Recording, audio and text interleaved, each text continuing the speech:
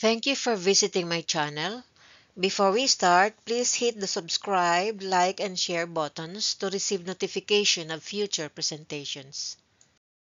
Our topic for discussion is real estate mortgage under Articles 2085 to 2092 and 2124 to 2131 of the new Civil Code and under Act Number 3135 as amended. Articles 2085 to 2092 are the provisions of the new Civil Code that are common to pledge and mortgage, and Articles 2124 to 2131 are the provisions on mortgage only. Meanwhile, Act Number 3135, as amended by Act Number 4118, outlines the procedures for extrajudicial foreclosure of real estate mortgages in the Philippines. What is a real estate mortgage? A real estate mortgage is a contract where real property is pledged as security for the payment of an obligation without transferring ownership to the creditor. It cannot exist without a valid obligation. However, it may secure a voidable or unenforceable contract or even a natural obligation.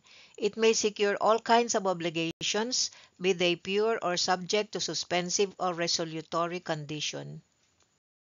Who are the parties to a mortgage contract? They are the following. 1. The mortgagor, the borrower who owns the property and pledges it as security for the loan.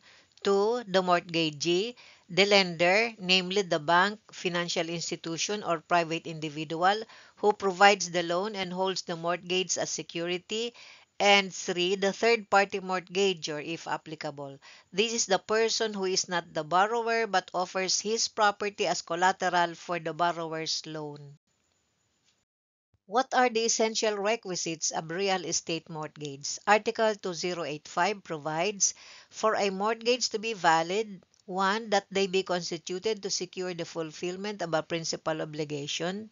2. That the pledger or mortgager be the absolute owner of the thing pledged or mortgaged. And 3. That the person constituting the pledge or mortgage have the free disposal of their property, and in the absence thereof, that they be legally authorized for the purpose. Why must the mortgager be the absolute owner of the thing mortgaged? In a contract of mortgage, the mortgager must be the absolute owner of the thing mortgaged because of the following legal principles. First, principle of jus disponendi, or the right to dispose. Only the owner of a property has the right to encumber it. Second, security for the loan. The mortgage serves as collateral for the debt. If the mortgager does not fully own the property, the mortgagee or creditor may not have a valid claim to foreclose it in case of default. Third, protection of third parties. Requiring the mortgager to be the absolute owner prevents fraudulent encumbrances of property that the mortgager does not legally own, which could harm creditors and innocent third parties. And fourth, legal requirement. Under Article 2085 of the Civil Code, one of the essential requisites of a mortgage is that the mortgager must be the owner of the property being mortgaged. Without consent of the owner, the mortgage is void. However, there are exceptions such as when a person mortgages a property with the owner's consent, like with a special power of attorney, or in some cases of equitable mortgage where ownership is disputed. However, there is an additional requirement under Article 2125 that in order that a mortgage may be validly constituted, the document in which it appears be recorded in the registry of property. Which brings us to the question, is registration an absolute requirement for the validity of a real estate mortgage? The answer is no. Registration is not an absolute requirement for the validity of a real estate mortgage. A mortgage is valid and binding between the parties even if it is not registered. However, for the mortgage to be effective against third parties, it must be registered with the Registry of Deeds where the property is located. Without registration, the mortgagee's rights may not be enforceable against subsequent purchasers or creditors who have no actual knowledge of the unregistered mortgage. May a stranger to the contract secure the principal obligation with his own property? Yes, a stranger to the contract may secure the principal obligation with his own property.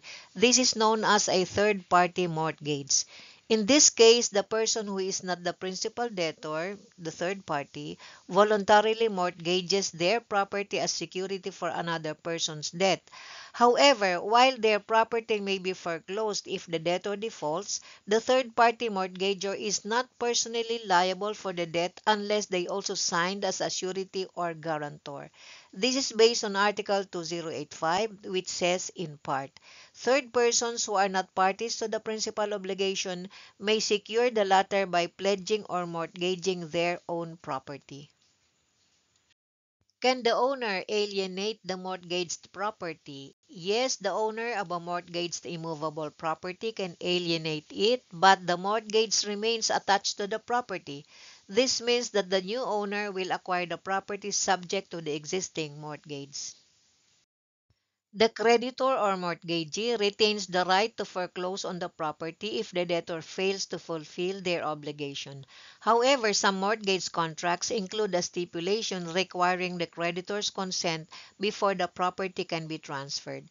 This is based on Article 2130 of the Civil Code, which states, a stipulation forbidding the owner from alienating the immovable mortgage shall be void. On the other hand, can the mortgage credit be alienated? Yes, mortgage credit can be alienated, meaning assigned or transferred to another party. This is known as assignment of credit. The mortgage follows the credit, meaning that if the original creditor or mortgagee assigns the mortgage credit to a third party, the new creditor acquires the same rights against the debtor and the mortgage property. However, for the assignment to be effective against third parties, it must be properly registered with the Registry of Deeds. This is based on Article 2128 of the Civil Code, which says, the mortgage credit may be alienated or assigned to a third person in whole or in part with the formalities required by law. Is consent of the mortgagor required to alienate the credit? The consent of the mortgagor is generally not required for the alienation, meaning sale, assignment, or transfer of mortgage credit, except when there is a stipulation prohibiting assignment, or if the mortgage credit is tied to a specific personal qualifications of the mortgagee, such as a loan granted based on personal trust or confidence, or the assignment impairs the mortgagor's rights. However, while consent is not generally required, the mortgagor must be notified of the transfer for them to recognize the new mortgagee as the creditor. An assignment of credit impairs the mortgagor's rights when it negatively affects their ability to fulfill their obligations or exercise rights under the mortgage agreement. For example, if the assignee employs more aggressive collection practices, including shorter grace periods, higher penalty interest rates, making it harder for the mortgagor to comply, and immediate foreclosure actions upon default, in which case the mortgagor's consent may be required for the alienation of credit. However, Article 1625 of the new Civil Code gives us the requirement for the assignment of credit to be binding upon third persons. It says, an assignment of a credit, right, or action shall produce no effect as against third persons unless it appears in a public instrument or the instrument is recorded in the Register of Property in case the assignment involves real property. What are the effects of non-payment of the principal obligation or loan? They are provided for under Articles 2087 and 2126 of the new Civil Code. Article 2087 states, it is also of the essence of these contracts that when the principal obligation becomes due, the things in which the pledge or mortgage consists may be alienated for the payment to the creditor. And Article 2126 states, the mortgage directly and immediately subjects the property upon which it is imposed, whoever the possessor may be, to the fulfillment of the obligation for whose security it was constituted. Stipulation against pactum commissorium. Article 2088 of the New Civil Code provides, The creditor cannot appropriate the things given by way of pledge or mortgage or dispose of them. Any stipulation to the contrary is null and void. What is pactum commissorium? Pactum commissorium is a prohibited stipulation in a mortgage or pledge where the creditor automatically acquires ownership of the mortgaged or pledged property upon the debtor's default without the need for foreclosure or public sale. Why is it prohibited? It is considered void under Article 2088 of the New Civil Code because it is oppressive to debtors, depriving them of the right to redeem or recover their property through proper foreclosure or auction procedures. The elements of pactum commissorium are: first, there is a security arrangement, namely mortgage, pledge, or antichresis, and second, a stipulation exists that automatically transfers ownership of the collateral to the creditor upon default without public sale or judicial foreclosure. If such a provision is found in a contract, it is void, but the rest of the agreement may still be valid if it can stand independently without the illegal clause. The procedure for the foreclosure of real estate mortgage is provided for under Act No. 3135 as amended and Articles 2087 and 2126 of the New Civil Code.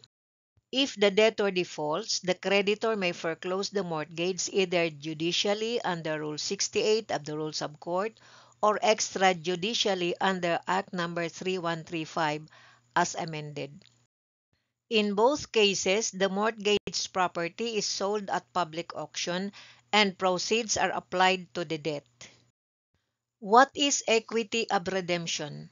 Equity of redemption is the right of a mortgagor to redeem the property by paying the outstanding debt, interest, and costs before the foreclosure sale takes place. This right exists from the time of default until the foreclosure sale is confirmed by the court. It is a right recognized by law, allowing the mortgagor to prevent the loss of their property and retain ownership of the property by paying off the debt and preventing foreclosure. What is right of redemption? Right of redemption is the right of the mortgagor to reclaim ownership of the property after it has been sold in a foreclosure sale by paying the purchase price and any accrued costs. This right exists for a specific period after the foreclosure sale, typically 1 year from the registration of the sheriff's certificate of sale. It is a statutory right granted by law, allowing the mortgagor to redeem the property even after it has been sold. Its purpose is to allow the mortgagor to regain ownership of the property that may have been lost due to foreclosure. The following is a summary of the foreclosure procedure as provided under Act No. 3135 as amended by Act No. 4118.